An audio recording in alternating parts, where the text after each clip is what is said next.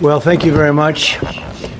That was very unexpected, but incredibly acted upon by Secret Service and law enforcement. And this was an event dedicated to freedom of speech that was supposed to bring together members of both parties with members of the press.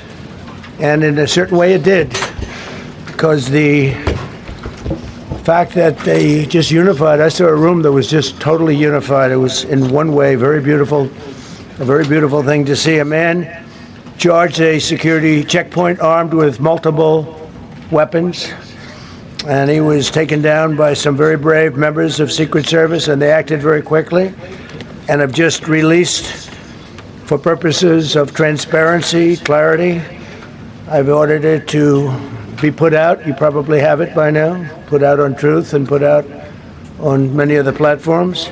A tape showing the violence of this thug that attacked our Constitution, and also showing how quickly Secret Service and law enforcement acted on our country's behalf. Really did a great job.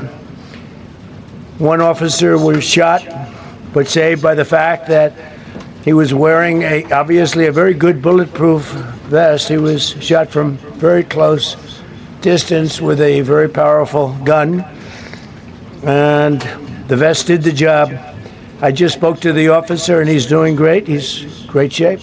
I didn't want to say this, but this is why we have to have all of the attributes of what we're planning at the White House. It's actually a larger room, and it's much more secure. It's drone-proof, it's bulletproof glass. We need the ballroom. That's why Secret Service, that's why the military are demanding it.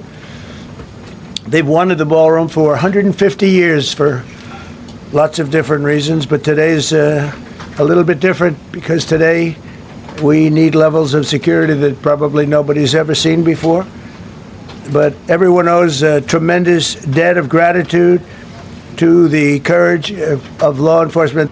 First Lady and I were taken very well care of, very quickly rushed off the stage.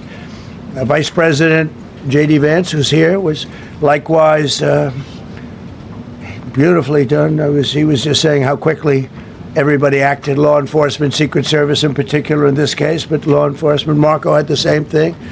Pete was there. Pete didn't want any help. He didn't want anybody to help him. He doesn't want anybody to help him, but he did get some, didn't you?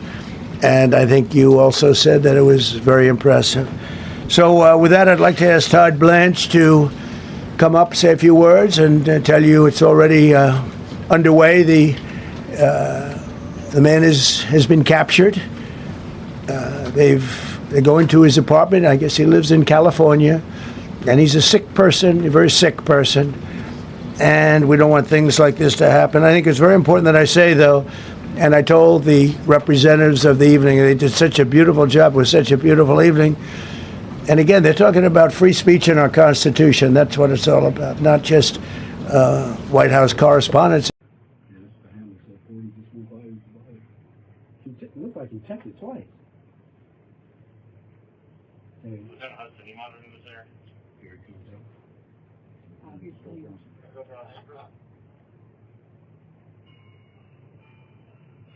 Shall I post it as soon as he passes down that? 18, go for Yeah, that's the handle, so 40 just went by. It looked like he checked it twice. Lieutenant Hudson, you monitoring this there? Here it comes up. Obviously. Go for Shall I post it as soon as he passes down that? 18, go for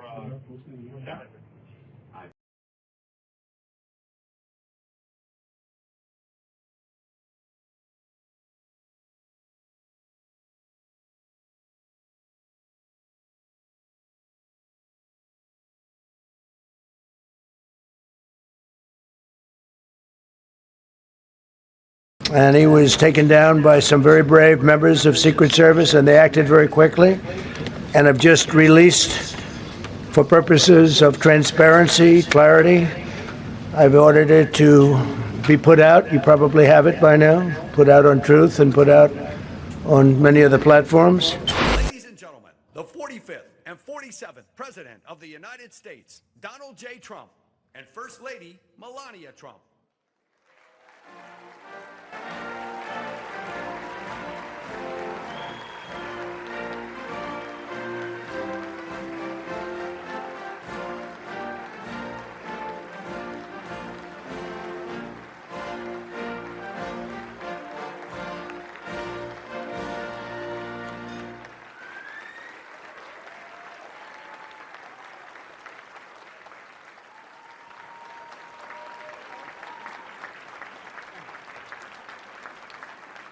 Please welcome the Vice President of the United States, J.D. Vance.